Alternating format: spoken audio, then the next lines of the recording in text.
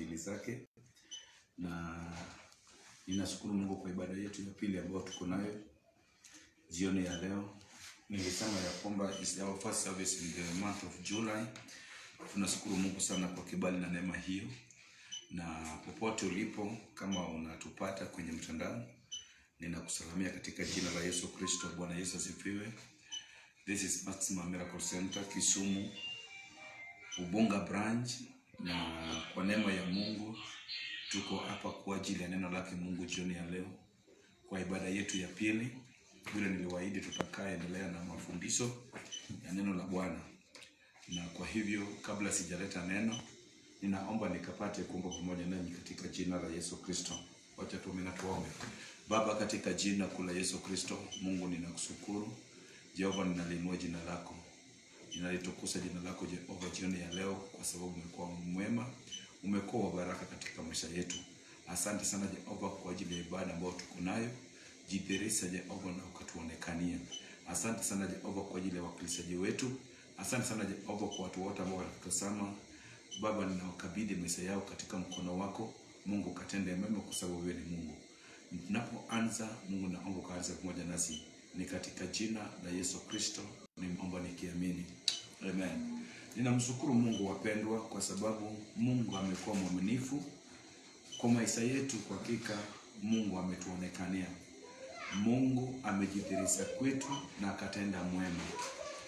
Kwa hii changamoto ambayo tumekuwa nayo ya COVID-19 tangu ianze katika taifa letu la Kenya, kwa hakika ninaweza sema hii changamoto ya COVID-19 imekuwa na changamoto yake, imekuwa na advantage yake, imekuwa na disadvantage yake, lakini kwa yote tunashukuru Mungu kwa sababu imefanya siku hizi, na ilikuja kwa wakati ambao vitu za mtandaoni pia imefika ambapo neno lake Mungu inaweza ikafikia watu.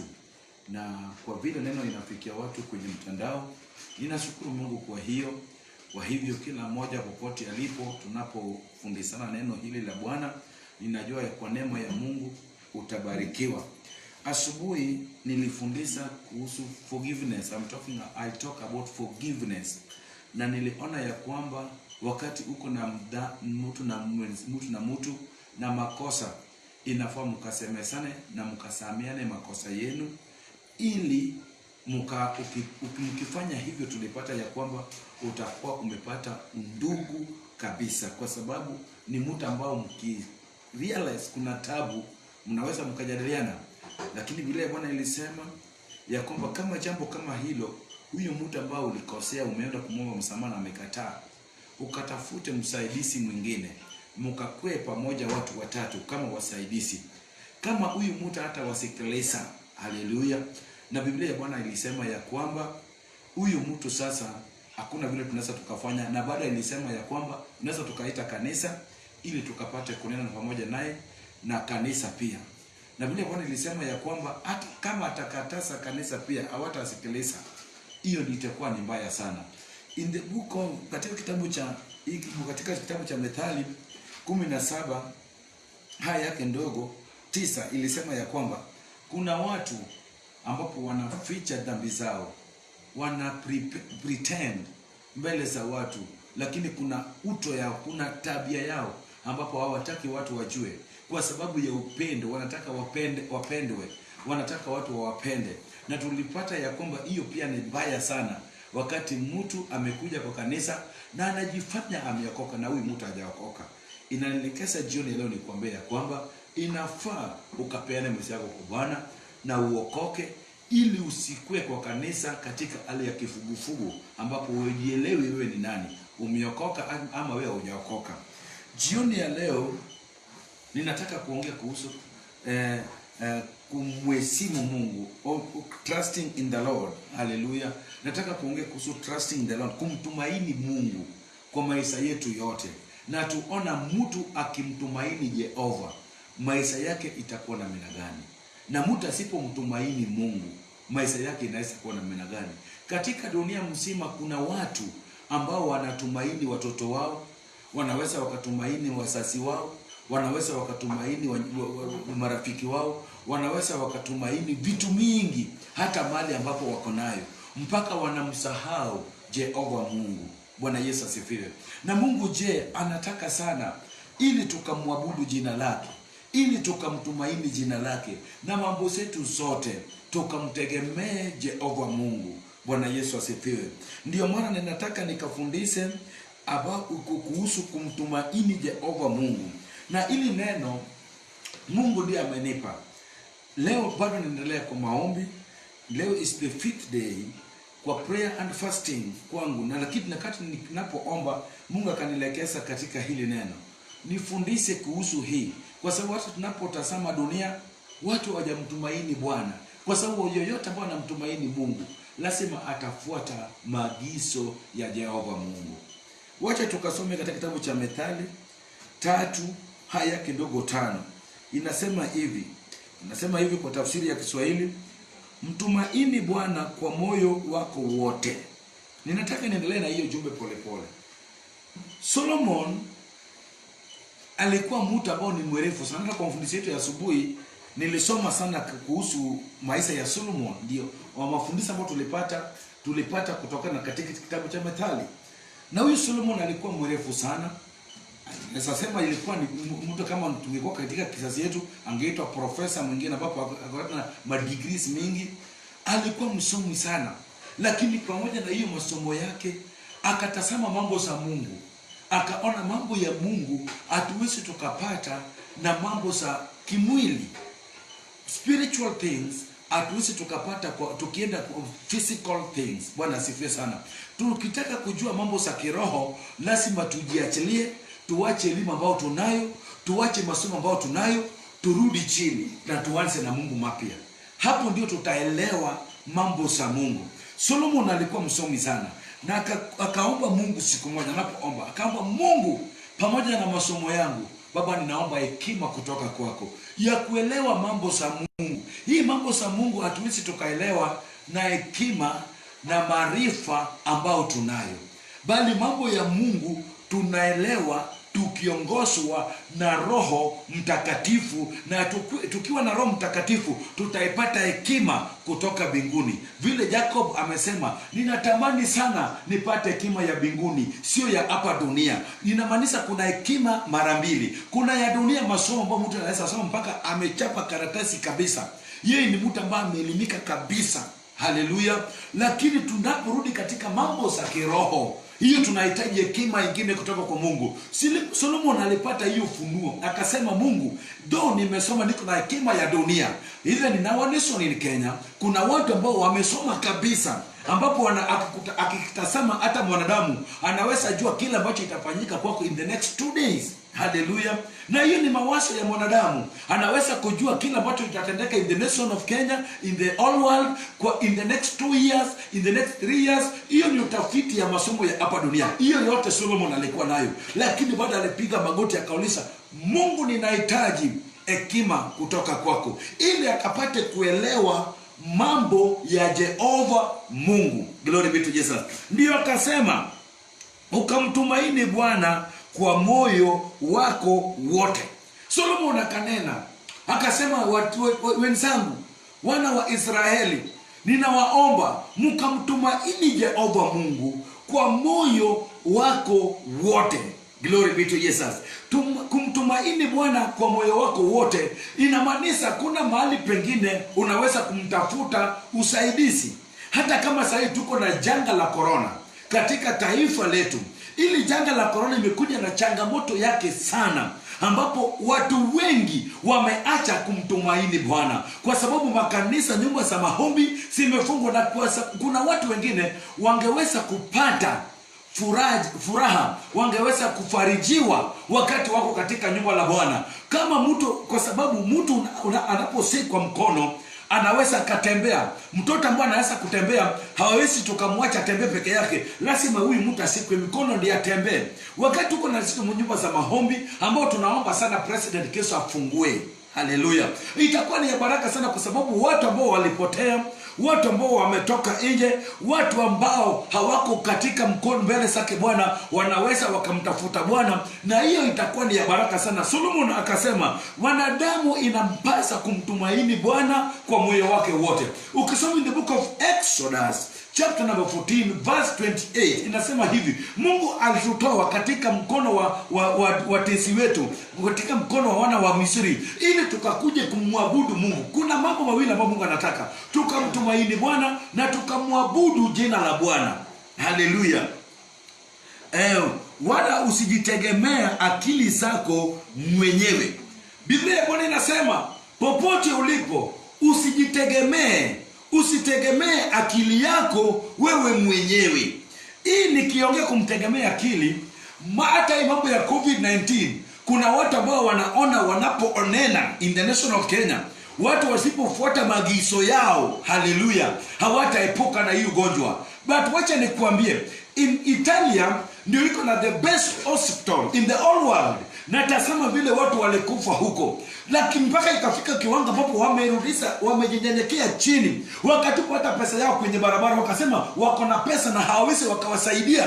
Wakasema sasa kitu ambacho inafaa tumtumaini, tukamtumaini Jehova Mungu peke yake, kwa sababu kama ni pesa tunayo. Health hospital, the best hospital in the whole world, inapatikana in Italia. Lakini hiyo pamoja na mawasiliano na maarifa zao sote, hii COVID-19 iliwasinda mpaka wakatangaza tukamtumaini Jehova. Ndio maana jioni ya leo ninanena pamoja nawe nikisema ya kwamba tukamtumaini Mungu kwa roho zetu sote, wala tusijitegemee kwa maarifa yetu, kwa akili zetu. Kuna watu ambao wakiona hata wamebarikiwa kidogo, wanategemea mali ambao wamepata, ambapo Jehova huyo Mungu amewabariki nayo, inawafanya wanamwacha hata kumenda mbele zake Jehova. Glory be to Jesus. Lakini wakati mtu anamtumaini Bwana, Solomon amesema tukamtumaini Bwana kwa moyo wetu wote, wala tusijitegemee akili zetu wenyewe. Katika njia zako sote mkiri yeye, naye atayanyosha mapito yako. Solomon anasema katika njia zetu sote, katika mapito zetu sote, tukamkiri Jehova Mungu katika maisha yetu. Ndio inamaanisha ya kwamba tunamtumaini Bwana, tunamtegemea Jehova, kwa sababu huyo Mungu ni mwaminifu katika maisha yetu. Wapendwa wakilisaji wangu, watu ambao wanapata ili ujumbe jioni ya leo, Mungu ananena pamoja nasi kupitia sauti ya Solomon. Tukamtumaini Bwana. Tunapomtumaini Bwana na kumtegemea Bwana, Mungu huyo atatupea mapito yetu. Glory be to Jesus. Na wakati Mungu amekuonyesha njia, hiyo njia will take you to your destiny. Na hiyo ndio ombi letu. Tunataka tukiwa hapa duniani, tunapomtumaini Bwana, tutafika kwa hatima yetu, tutafika kwa mpaka yetu, tutapokea baraka zetu, hatutapata laana na madharau katika dunia tunapomtumaini Bwana. Tunapomtumaini Bwana tutapata mapito, na hiyo mapito Jehova Mungu ndiye atatupea. Kwa sababu gani? Kwa sababu tumemtumaini jina la Jehova. Glory be to Jesus. Mungu, Solomon anasema katika njia zako zote ukamkiri Jehova. Katika njia zako zote, kwa biashara yako, kwa masomo yako, mambo yote ambayo unalifanya, ukamkiri jina la Bwana kama tumaini katika maisha yako. Na unapokiri jina lake, naye ataonyesha mapito yako. Unapotembea na kumkiri Bwana katika njia zako zote, na huyu Jehova atajidhihirisha kwako na atakuonyesha mapito yako, kwa sababu yeye ni Mungu. Glory be to Jesus. Mungu ya mambo ya kiungu hatuwezi tukaelewa tukiwa katika maisha ya kimwili. Mambo ya kiungu tutaelewa wakati tumepata nguvu za Roho Mtakatifu, ambapo katika kitabu hii Methali inasema Roho Mtakatifu ni msaidi katika maisha yetu, ni mshauri wetu. Glory be to Jesus. Tunapopata mshauri bora, tunapopata msaidizi, wapi tutakayepotea? Kwa sababu wakati nataka kufanya mabaya, hiyo mshauri atakushauri, atakusaidia usifanye hii ni kinyume cha mapenzi ya Mungu. Ndio maana Solomon akasema na hekima ya juu sana, tukamkiri Bwana katika njia zetu zote. Mambo yetu yote ambayo tunaifanya, hata kama leo tuko chini, tukamkiri tu Bwana anaweza. Hata kama leo tuko juu, tukamkiri tu Bwana anaweza. Kwa sababu tunaposema hivyo, Mungu atajidhihirisha na atatupea mapito. Na hiyo njia, hiyo mapito ya Bwana will take us to our destiny. Haleluya. Tutafika kwa mpaka yetu. Ndio maana Paulo amesema, niko katika mbio, ninakimbia nifike kwenye kamba, lakini bado sijafika hata mahali penye niko. Kiwango ambapo nimefika, bado ninamtafuta kwa Bwana. Chochote Mungu atakayenipa, sitaachilia maovu Shetani, bado ninakimbia nikitafuta Bwana ili nifike katika mpaka yangu. Glory be to Jesus. Haleluya. Neno la Bwana linanibariki sana. Wakati mtu anamtumaini Bwana na ajiachilie kwa Bwana, ninaongea kuhusu kumtumaini Bwana, trusting in the Lord kwa maisha yako yote, kwa njia zako zote. Hata kama wewe mfanya biashara, umeanza biashara leo, Mungu anataka ukakabidhi hiyo biashara katika mkono wake. Hata kama wewe ni mtoto ambao ni student, unaenda kwa shule, Mungu anataka masomo yako ukakabidhi katika mkono wake. Ndio utamaliza masomo na utapata kazi, kwa sababu Mungu atakupa mapito. Kwa sababu anapotazama maisha yako tangu utotoni, hujawahi toka mchoni pa Bwana, hujawahi toka uso wa Bwana. Kila wakati unakiri Jehova katika maisha yako. Unapoenda kufanya exam, unasema Mungu unisaidie. Unapoenda kufungua biashara, unamkiri jina la Bwana. Chochote ambalo unalifanya, unamtumaini Bwana. Solomon anasema unapofanya hivyo, Mungu atajidereza na atakupea mapito ya maisha yako. Glory be to Jesus. Verse 7 inasema hivi: Usiwe mwenye hekima machoni pako, mche Bwana ukajipushe na uovu. Kuna watu wengine ambao wanajifanya na hekima ambao wanayo, hiyo ndio wanatangazia watu. Solomon anasema usiwe mwenye hekima machoni pako. Unaona mahali penye umefika, umeweza.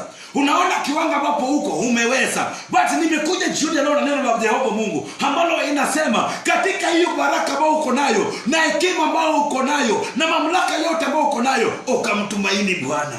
Mungu ni mwaminifu wapendwa. Mungu ni wa baraka. Mungu ni wa upendo. Kwa sababu gani? Kwa sababu huyu Mungu amesema in the book of Jeremiah chapter number 29 verse 11. Haleluya. Kwa yule ambaye anamtumaini Bwana, Mungu anasema hata kama leo umejidharau, uko chini, unaona maisha yako haiko sawa, but mimi Mungu ninajua mpango ambao niko nayo juu ya maisha yako. Haleluya. Not evil plan, but niko na mpangilio mwema, mpangilio bora katika maisha yako. Sasa ukinitumaini, utafika kwa destiny yako. Nitakupa mapito yako, nitakupa destiny yako, nitakufikisha katika mpaka yako, kwa sababu umenitumaini mimi Jehova Mungu. Glory be to Jesus. Mungu anasema niko na mpangilio mwema juu ya maisha yako. Mpendwa mkilisaji wangu, yoyote Bwana nitasema kwenye mtandao, pengine leo maisha imekuweka chini, challenge ambayo COVID-19 imekuja nayo imekurudisha chini, ukakosa tumaini kwa maisha. Unajiuliza what can I do? Nitaanza na mina gani? Huko na watoto ambao wanaenda shule, hakuna tumaini kwako, unafuasia mambo ya school fees. But na nimekuja nikwambie jioni ya leo, Mungu ambaye alikuumba anakujua na mambo yako yote. Anasema ya kwamba hakuna mpangilio mwema juu ya maisha yako.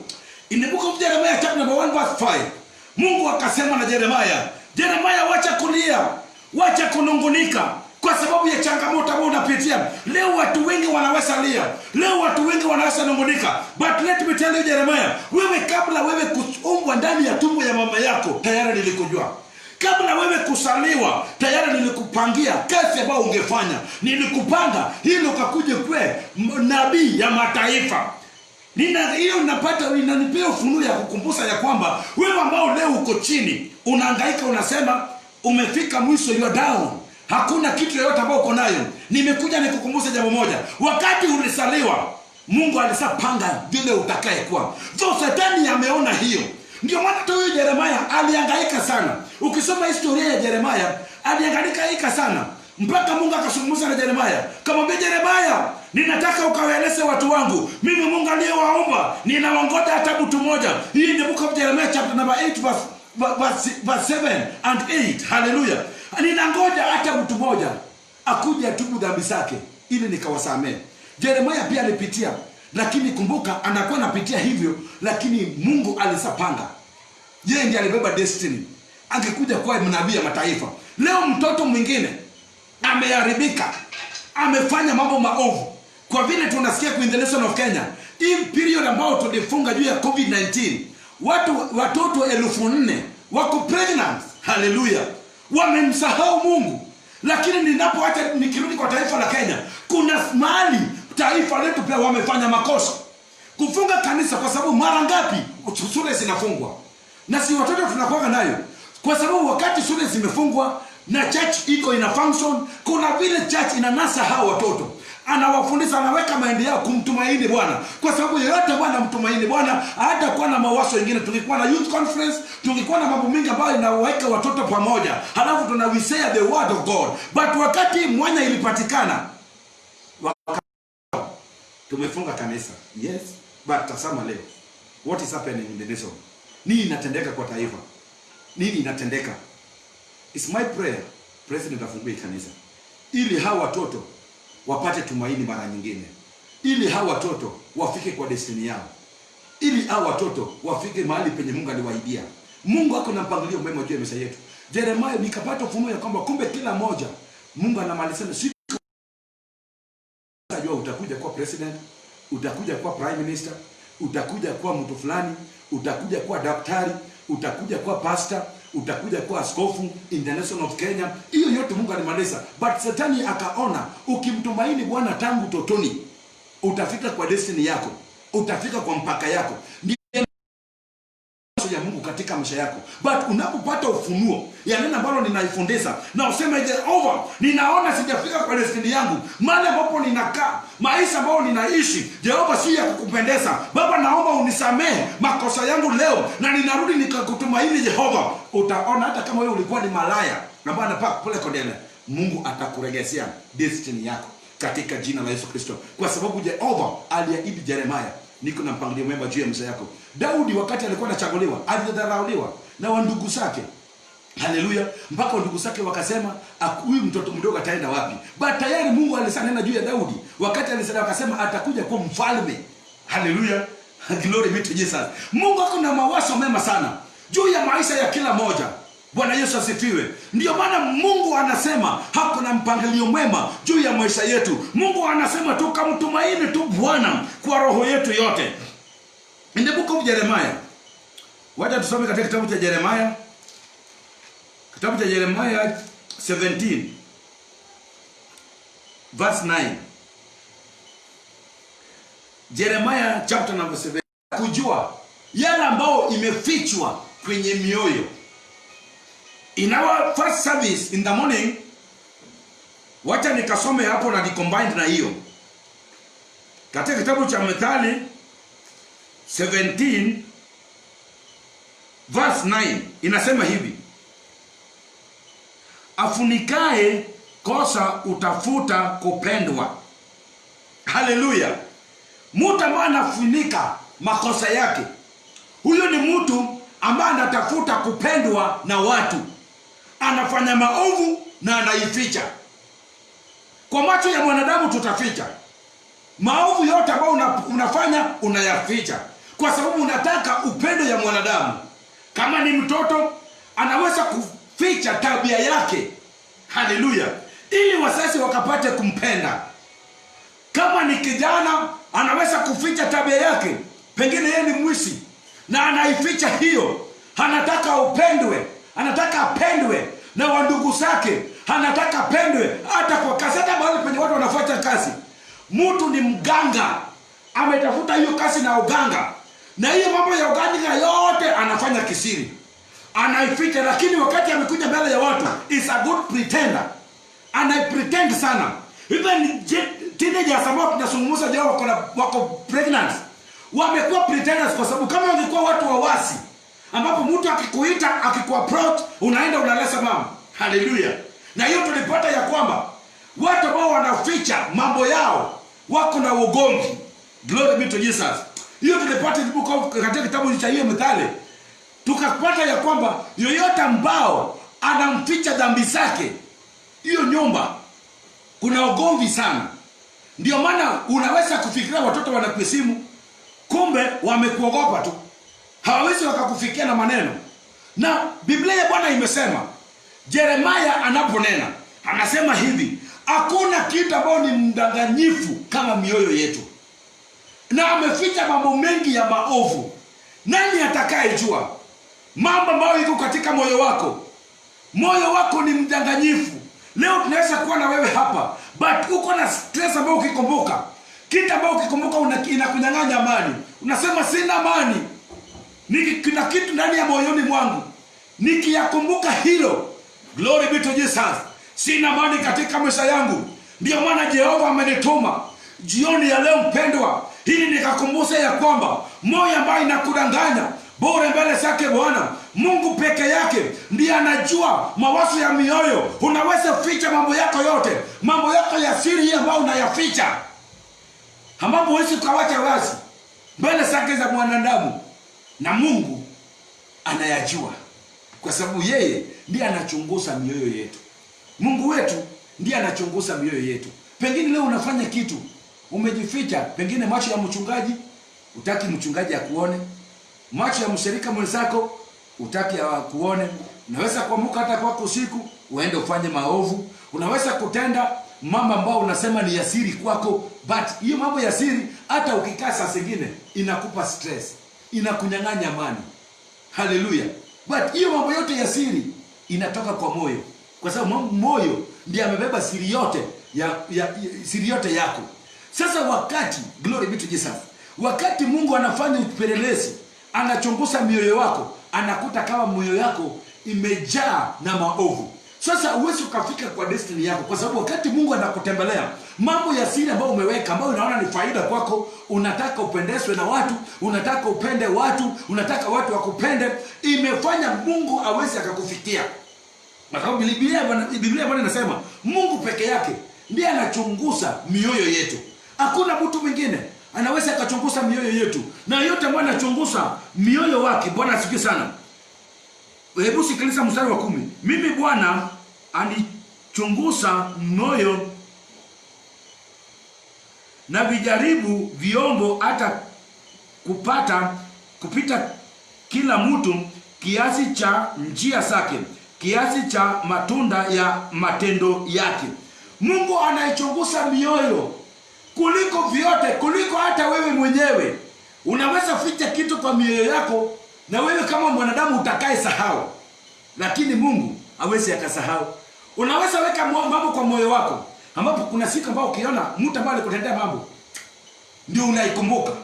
Lakini let me tell you, hata hiyo mambo ambayo unaikumbuka wakati umefanya kitendo kibaya, Mungu anayajua. Hakuna haja ufiche. Hebu jionyeshe ya kwamba wewe uko na mina hii, wewe uko hivi, wewe tabia yako ni hii, ndio utapata baraka, kwa sababu Mungu anataka ubarikiwe. Unapomtumaini Bwana kwa mioyo yako yote, Mungu atakupea mapito. Mungu huyu hawezi akakupa mapito kama mioyo yako imejaa na maovu. Umemsikia mtu 20 years ago, unasema huyo mtu nimemsamea, lakini I will not forget kitu ambacho alinifanyia. Glory be to Jesus. Wakati Mungu anaona umemsamea, lakini kama huwezi ukasahau hiyo, inamaanisha umeficha kwa moyo wako. Na wakati Mungu anataka kukuja ili alete baraka zako, kwa sababu Mungu ana communicate nasi kupitia mioyo yetu, kwa sababu yeye ndiye anachunguza mioyo yetu. Anakuta mioyo yako imejaa na maovu, imejaa mambo mabaya, imejaa tabia ya Shetani, ya chuki, ya madharau. Wewe umejaa na hizo zote, masengenyo umeweka kwa mioyo yako. Sasa Mungu akikutembelea ili alete baraka zako, Mungu atakunenea kupitia mioyo yako, kwa sababu yeye ndiye anachunguza mioyo. Anakuta moyo wako imejaa na mabaya. Ndio maana in the book of Matthew kuna mahali penye nasema Shetani ikitolewa inaenda kutambaa kutafuta mahali pa kukaa. Akikosa anarudi kwa nyumba pale penye alifukuzwa, na akipata nafasi moyo imekuwa safi, haleluya, ataleta wasaba wenye nguvu kukumuliko, ili akapate kukaa hapo mpaka ishinde watu wote kumfanya nini? Kumuondoa. Haleluya. Ndio maana mioyo inafuata uchunge. Tukachunguze mioyo yetu. Tuseme hata leo unaponena, leo unaposikiliza hili neno, jambo gani umebeba? Nani amekukosa umembeba kwa roho yako?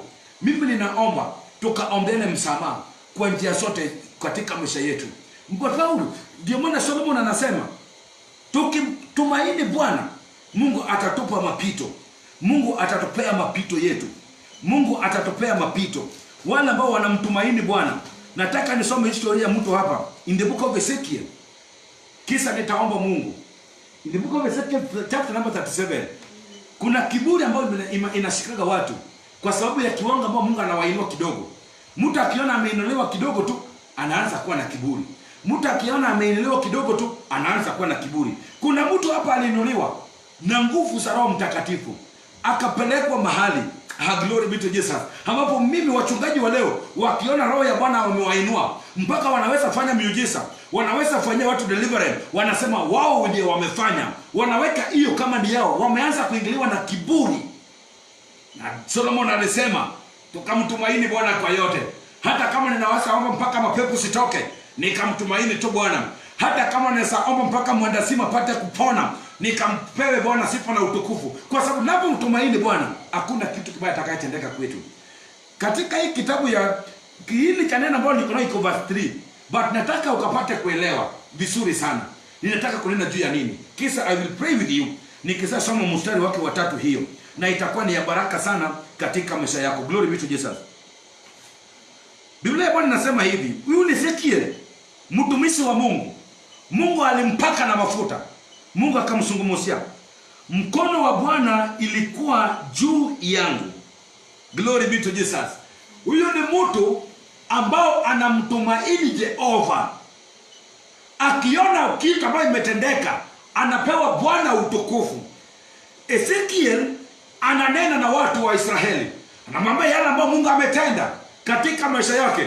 Hatua ya kwanza ameanza kusema, mkono wa Jehova Mungu iko juu ya maisha yangu. I wish today in this evening, ninapohubiri hili neno, mtu asimame na tangaze, mkono wa Jehova Mungu iko juu ya maisha yangu.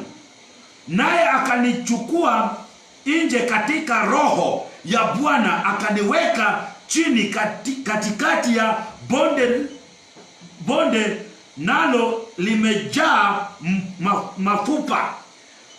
Mungu, Solomon, Ezekiel anasema, naye akanichukua nje katika roho ya Bwana, akaniweka chini. Glory be to Jesus. Akachukuliwa kupitia nguvu za Roho Mtakatifu. Roho ya Bwana ikiwa ndani yake, akachukuliwa. Mkono wa Bwana imekuwa juu yake, na Mungu akamchukua kwa nguvu na uwezo wa Roho Mtakatifu, akawekwa chini kwenye bonde, mahali kuna mfupa. Glory be to Jesus. Mahali kuna mfupa, Mungu akamuinua, akamrudisha chini kwenye bonde, mahali kuna mfupa. Glory be to Jesus. Mstari wa 2 nasema hivi, akanipitisha karibu nayo pande zote, na tazama palikuwa na mifupa mingi katika ule uwanda, nayo tazama ilikuwa mikavu sana. Glory be to Jesus. Ezekiel anasema wakati aliinuliwa na Mungu, akawekwa mahali kuna mfupa makavu, mkovu ambao simekauka, ambapo hawana damu, hawana msiba, na ikawekelewa hapo. Mkono wa Bwana ikakuwa juu yake. Jioni leo naomba mkono wa Bwana iwe juu yako, na ukaongozwe na nguvu za Roho Mtakatifu, na Mungu akubebe, akupeleke kwa mahali penye Mungu anataka. Na Ezekiel anasema akapelekwa mahali kuna mfupa mkavu. Haleluya. Ambapo hazina damu, zimekauka zote. Na hapa ndio kiini cha neno ambalo nilikuwa nayo. Ninataka usikie response ya Ezekiel. Mungu akikuja kusungumuza, nataka ujue ya kwanza, hatua number 1, mkono wa Bwana iko juu yake. Hatua ya pili, roho ya Bwana ikajaza nafsi yake, na roho akamuinua. Oh, glory be to Jesus. Leo tukipata mchungaji mmoja ambaye ameinuliwa na roho, wakati mkono wa Bwana iko juu yake, atakuwa na kiburi. Najua hata akiombea mtu, nasema uwezo wangu na mamlaka yangu nimempona. Akiona miujiza moja, hata mtu wa malaria tu akipona, akimwekelea mkono, tasema si unajua mimi ndiye Mungu ananitumia. Mimi peke yangu ninaweza kuombea mgonjwa. Wachungaji wengi wamesema hivyo. Hata kwenye runinga ninawaona, wanasema hao ndio wako na kipawa ya uponyaji. Wewe ndio unaponya. Nataka nitangaze, Mungu ndiye mponyaji. Yoyote ambayo inatumika kupitia sisi ni chombo wa Jehova Mungu ambao Mungu anawatumia. Nataka upate Ezekiel alikuwa na hekima ambao Solomon aliomba. Mstari wa 3 nasema hivi, akaniinua mbio, akaniambia, mwanadamu, je, mafupa hii yaweza kuishi?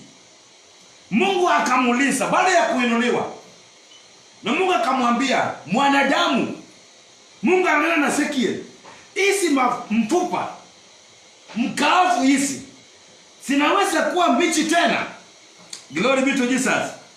Na Ezekiel akamjibu, nami nikamjibu, Bwana Mungu, wajua wewe. Glory be to Jesus. Hilo ni jambo ambalo limeshinda watu wengi. Wakiinuliwa na Jehova Mungu, wanasema wanafanya kwa niaba yako, kwa hiari yao. Wao ndio wako na uwezo, wao ndio wanaweza. Glory be to Jesus. Lakini nafurahia Ezekiel kajibu Jehova, kamwambia Mungu, sio kwa uwezo wangu, lakini wewe Mungu unayajua. I wish today Yesu na bao unapitia mambo magumu ambayo unapitia, ukamwache Jehova. Mwambie Mungu, kiwango ambacho ninapitia, mateso ambayo ninapitia, Mungu unajua maisha yangu. Na wakati umesema hivyo, Mungu atakumbuka mpango lio ambao amesema ni Mungu. Jeremiah 29:11, ninaye mpangilio mwema juu ya maisha yako. Pengine leo uko katika maisha mkavu sana kuliko hata zile mfupa, unanungunika, unasiaga meno, hauna tumaini kwa maisha yako. But nimekuja nikukumbusha ya kwamba wakati utamwachilia Bwana, usipojitegemea wewe mwenyewe, utasema Jehova, maisha ambayo ninaishi wewe unayajua. Glory be to Jesus. Kwa sababu Mungu anatujua. Wapendwa, Mungu wetu anatujua. Wapendwa, Mungu wetu anatufahamu. Wapendwa, Mungu wetu anatujua vyema, na mambo yote ambayo tunapanga kulifanya, Mungu huyo anachunguza mioyo. Najua kama huko kuna kiburi, hamu huko na mina gani. Pengine mambo ya COVID-19 imefanya leo uko chini sana. Unajiuliza, what can I do? Itapata usaidizi gani? Ezekiel wakati alipelekwa, akaulizwa, akaona mfupa mkavu, akasema Jehova, wewe ndio unayajua. Leo maisha yako imekauka, biashara yako imekauka, njia zako zimekauka, hakuna tumaini kwa maisha yako. But nimekuja nikukumbushe, Mungu anakujua na Mungu anayajua yale yote ambayo unapitia. Kitu ambacho nataka ufanye, ninataka ufanye hii. Hii ndio jambo ambalo nataka ufanye. Kitu yenye ninataka ufanye, wewe ambao unaona maisha yako iko chini, ninataka ufanye hii. Hii maneno tu ndio ninataka ufanye, kisa tuombe. Kitu yenye nataka ufanye, ninataka ufanye hivi. Mkamtumaini Bwana kwa moyo wako wote, wala usijitegemee akili zako wewe mwenyewe. Katika njia zako zote mkiri yeye, naye ataonyesha mapito yako.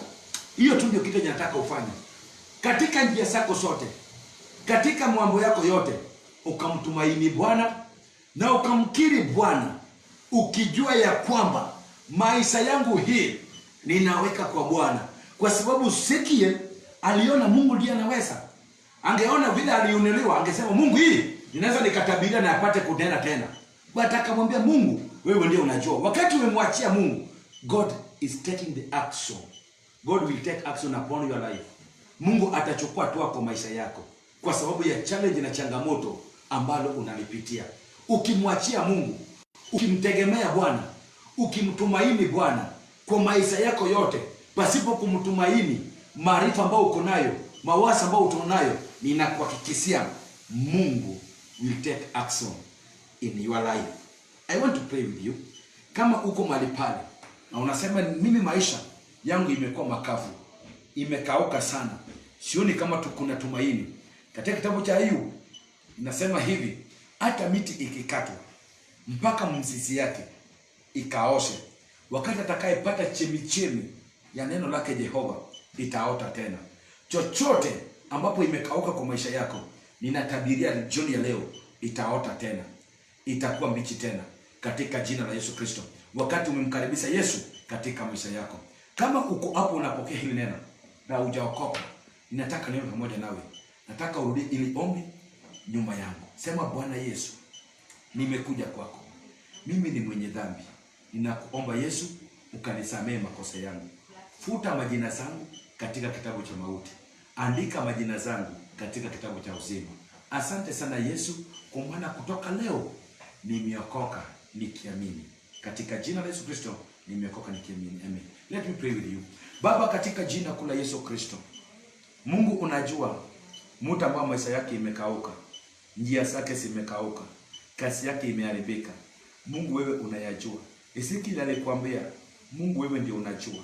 Hata mimi leo kama mtumishi wako ninasema kwa maisha ya hawa watu wewe unayajua yale ambayo umewapangia. Mungu ninakuomba, jidhihirisha kwao. Baba, tenda mwema. Ninafunja Jehova kila nguvu zote za waganga na wachawi, madhabahu zote ya ufalme wa giza. Jehova Mungu wangu, ninayaribu. Yesu, ninakataa. Yesu, ninalifunja katika jina la Yesu Kristo. Pokea sifa na utukufu, mfalme wa ajabu. Wewe ni kimbilio la maisha yetu. Wewe ni Baba katika maisha yetu. Baba, ninakupenda na kuabudu. Jioni ya leo, mfalme wa ajabu, ninakabidhi taifa katika mkono wako. Ninakabidhi watoto wetu katika mkono wako. Ninakabidhi Sunday school yetu katika mkono wako. Ninakabidhi idara ya youth katika mkono wako. Jidhihirisha Jehova na ukatende mema. Walio wagonjwa ninawaombea ponyaji katika jina la Yesu Kristo. Asante sana Jehova, kwa sababu umekuwa Mungu wa baraka katika maisha yetu. Jidhihirisha na kutenda mwema kwa hii muda ambao tuko katika maombi. Jehova, ninaomba ukanitie nguvu Baba, ukanijaze mara nyingine tena, ukanipe nguvu Jehova ya kutafuta uso wako na kutafuta ufalme wako, kwa sababu Jehova, wakati natafuta uso wako na ufalme wako, ndio Jehova utatuongezea yale ambao imesalia nyuma yetu. Jehova, ninakuheshimu na ninakuabudu. Ninakabidhi wakilisaji wetu wote kwenye mtandao, marafiki wetu wote kwa app yetu Jehova, nakabidhi maisha yao katika mkono wako, nikifunja kila madhabahu zote ya waganga na ya wachawi juu ya maisha yao. Ninaharibu, ninaifunja katika jina la Yesu Kristo. Baba, pokea sifa na utukufu. Ninatamka uponyaji juu ya walio wagonjwa. Ninatamka baraka juu ya walio chini, wale ambao wamekauka kimaisha. Jehova Mungu, ninatangaza juu ya maisha yao, wewe unawajua maisha ambao watakaa hizi. Asante sana Jehova, kwa maana wewe ni Mungu mwema. Ni katika jina la Yesu Kristo nimeomba na nikiamini. Amen. Asante sana wapendwa.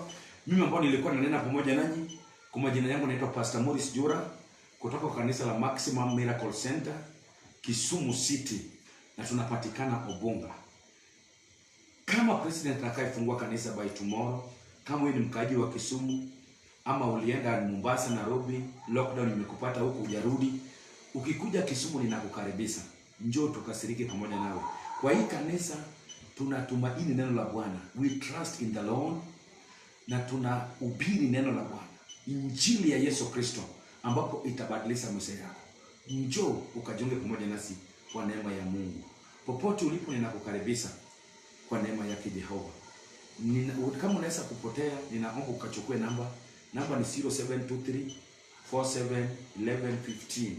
Na nilitangaza ya kwamba tuko na mradi ya kujenga, tunajengea Mungu madhabahu. Tuna tent ndio bado tunaweka hapo, na hiyo isikusitoe ili ukose kukuja. Mungu anayajua. Hata mambo ya ujenzi tunasema Mungu anayajua, kwa sababu njia za Mungu ni mengi. Njoo tukasiriki, na kama uko mbali na unasema pastor, nataka kusema na hiyo kazi, hebu tuma tu na useme pastor, hiyo ni ujenzi. I have that burden. I'm the senior pastor there. Niko na hiyo mzigo iko ndani yangu. Ninakuomba jiunga nasi kwa njia ya mabati 1, 2, 3 kwa uwezo wa Mungu, na itakuwa ni ya baraka na Mungu atakubariki. Asante sana. Ninataka niwaarifu ya kwamba tumekuwa tukibiri wakati lockdown ilifika, COVID hii 19 ilikuja na curfew na hizo zote, na tumesahubiri kwa siku kukumbuka vijana. But leo kwa kanisa la Maximum Miracle Center nikiongoza watoto wetu teenagers, wanataka kuzungumza na watoto wenzao. In the next 20 minutes at 5:30 watakuwa wameanza kuzungumza na watoto wenzao. Tumeona taifa iko na changamoto, iko na mambo ya pregnancy, sio hata wa ladies peke yake, hata vijana wako na changamoto wao wanapitia. But kama kanisa la Maximum Miracle Center Obunga tumepata forum ya kuzungumza na teenagers na vijana ili wakapate kumtumaini Bwana. Glory be to Jesus. I request you don't miss that program. Itakuwa ni ya baraka sana. Hata kama kuna mtoto wako kwa nyumba, ukamweke karibu. jioni ya leo atapata sehemu yake, na itakuwa ni ya baraka sana, tukiwahimiza katika msingi wa neno la Jehova Mungu. My God bless you. Let us meet at 5:30 kwa ibada ya teenagers, ya vijana wanapoongea na warika zao. Mungu awabariki.